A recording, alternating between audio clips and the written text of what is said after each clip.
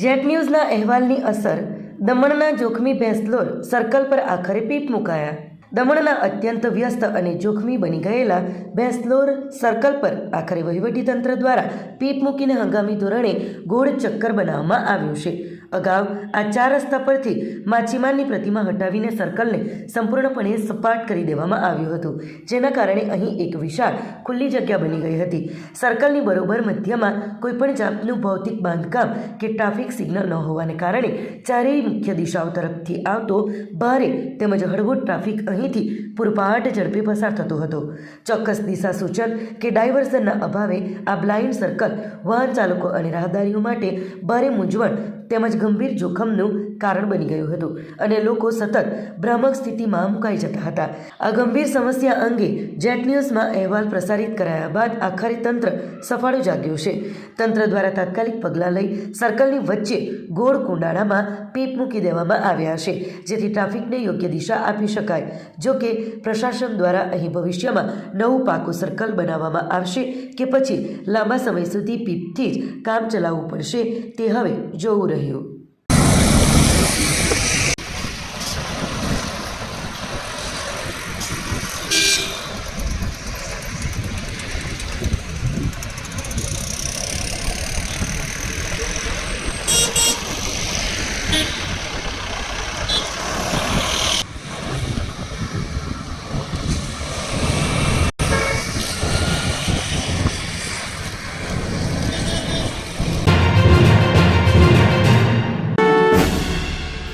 વાપી મહાનગરપાલિકાના dumping site પર પ્રદૂષણ અને નંબર પ્લેટ વિનાના વાહનો અંગે મોટો વિવાદ।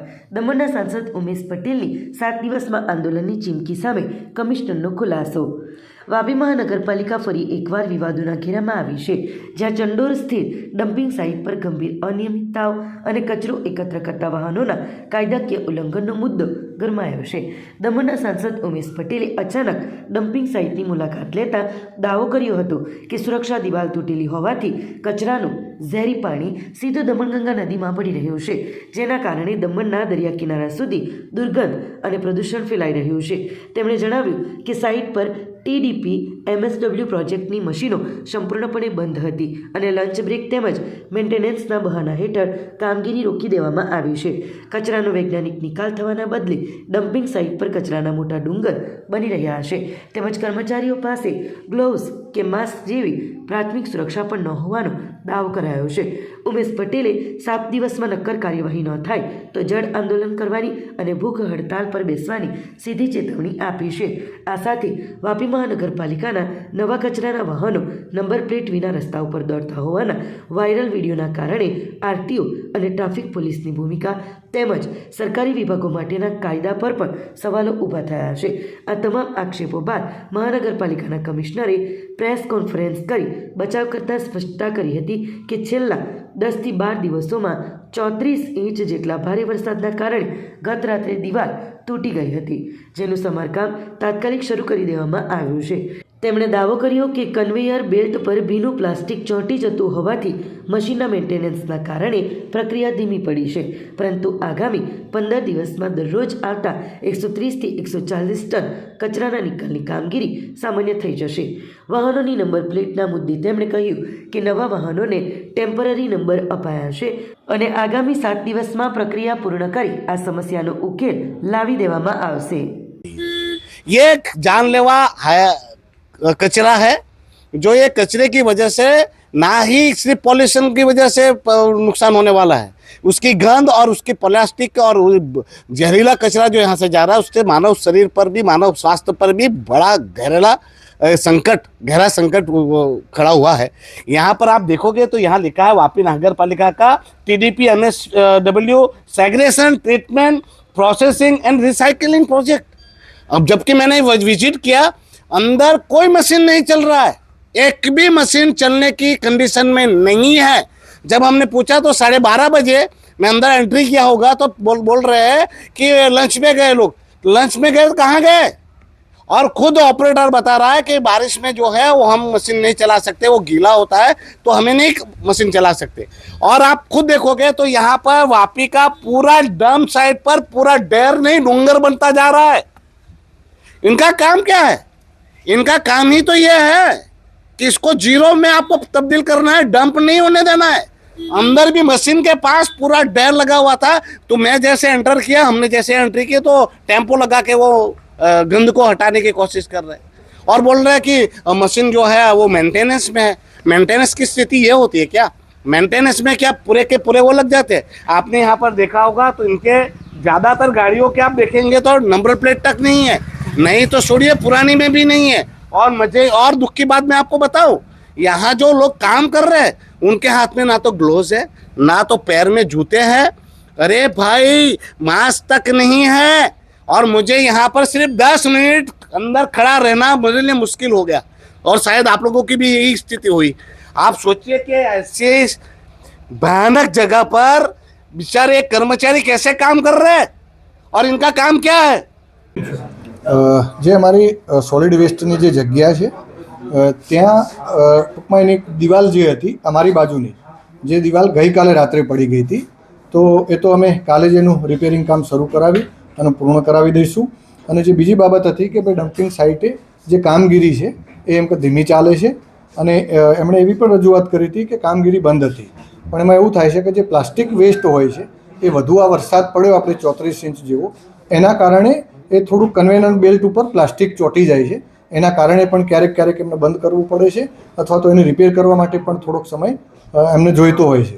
પણ અમે એવું નક્કી કર્યું છે કે 15 દિવસમાં મોટાભાગનું જે અમારું જે વેસ્ટની પ્રોસેસિંગ છે એ અમે પૂરું કરાવીશું અને જે દિવાલ છે એ તો અમે કાલે જ બનાવવાનું ચાલુ કરી દઈશું. ત્યાં જે પ્રોસેસ ચાલે છે એમાં જ એના મશીનો દ્વારા અને એમાં જે ઇનહર્ટ નીકળે પછી જે પ્લાસ્ટિક મટીરિયલ હોય એમાંથી પણ આપણે ત્યાં ખાતર પણ બનાવે છે એ લોકો અને એ રીતે જે જુદું જુદું જે પ્રોડક્ટ એની જે નીકળે છે એનો એ રીતે નિકાલ કરવામાં આવે છે. વિવાદની અમને તો ખબર નથી, અમે મીડિયા દ્વારા જ જાણ્યું કે ત્યાં વેસ્ટની જે કામગીરી છે એ ચાલુ નહોતી એમ. પણ વાસ્તવમાં જે કન્વેનર બેલ્ટ જે ચોંટી ગયો હતો એના કારણે એમનું કંઈક રિપેરિંગ ચાલુ હતું. પણ બપોર પછી મેં ખાતરી કરાવી તો અત્યારે પણ એ અમારો જે પ્લાન છે એ ચાલુ જ છે. અમે 2 દિવસ પહેલાં પણ મુલાકાત લીધી એટલે પ્લાન ચાલુ જ હતો. એ મને રજૂઆત મળી છે તો અમે એ પણ આ અઠવાડિયાની અંદર એમને કંઈક ટેમ્પરરી નંબર ફાળવ્યા છે. હમણાં જ જે નવા વાહનો મુકાયા હતા એના કારણે એવું બનવા પામ્યું હશે. વાપીની શુભમ 3 સોસાયટીમાં મોડી રાત્રે ટ્રાન્સફોર્મરમાં ભીષણ આગ, ઇલેક્ટ્રિક વાહનોના ચાર્જિંગના ઓવરલોડની આશંકા. વાપીની શુભમ 3 સોસાયટીમાં મોડી રાત્રે ટ્રાન્સફોર્મરમાં અચાનક ભીષણ આગ લાગતા સ્થાનિક રહીશોમાં અફરાતફરી અને ગભરાહટનો માહોલ ફેલાઈ ગયો હતો. અચાનક લાગેલી આગે વિકરાળ સ્વરૂપ ધારણ કર્યું હતું અને ઘટના સ્થળે હાજર કેટલાક જાગૃત નાગરિકો ફાયર એક્સટિંગ્વિશરનો ઉપયોગથી ભારે જહેમત ઉઠાવીને આગ પર કાબૂ મેળવવાનો સઘન પ્રયાસ કરી રહ્યા હતા. આગ એટલી પ્રચંડ હતી કે આસપાસના વિસ્તારમાં ધુમાડાના ગોટે ગોટા છવાઈ ગયા હતા. આ ઘટનાને પગલે સમગ્ર વિસ્તારનો વીજ પુરવઠો કલાકો સુધી ખોરવાઈ જવા પામ્યો હતો.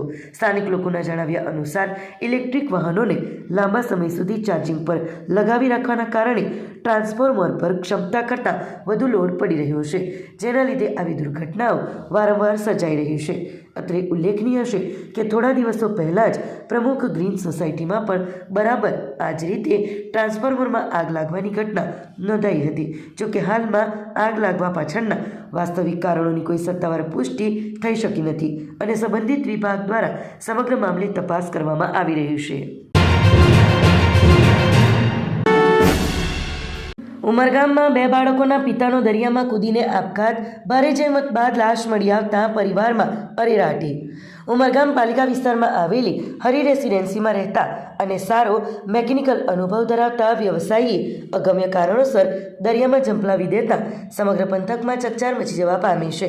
ગઈકાલે સાંજે પરિવારને જાણ કર્યા બાદ આ 2 બાળકોના પિતાએ પુલ પરથી દરિયામાં મોતની છલાંગ લગાવી હતી અને ત્યારબાદ તેમનું બાઇક બ્રિજ પરથી બિનવારસી હાલતમાં મળી આવ્યું હતું. રાત્રે અંધારું થઈ જવાના કારણે શોધખોળમાં કોઈ સફળતા મળી શકી ન હતી, પરંતુ આજે વહેલી સવારે ઉમરગામ પાલિકા અને નોટિફાઈડના જવાનોએ ફરીથી રેસ્ક્યુ ઓપરેશન હાથ ધર્યું હતું.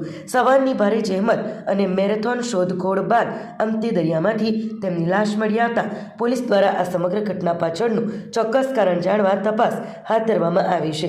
ઘરના મોભી દ્વારા અચાનક લેવાયેલા આ આત્મઘાતી પગલાંથી પરિવાર પર આપ તૂટી પડ્યું છે અને સમગ્ર પરિવારમાં ભારે શોકની લાગણી ફેલાઈ ગઈ છે.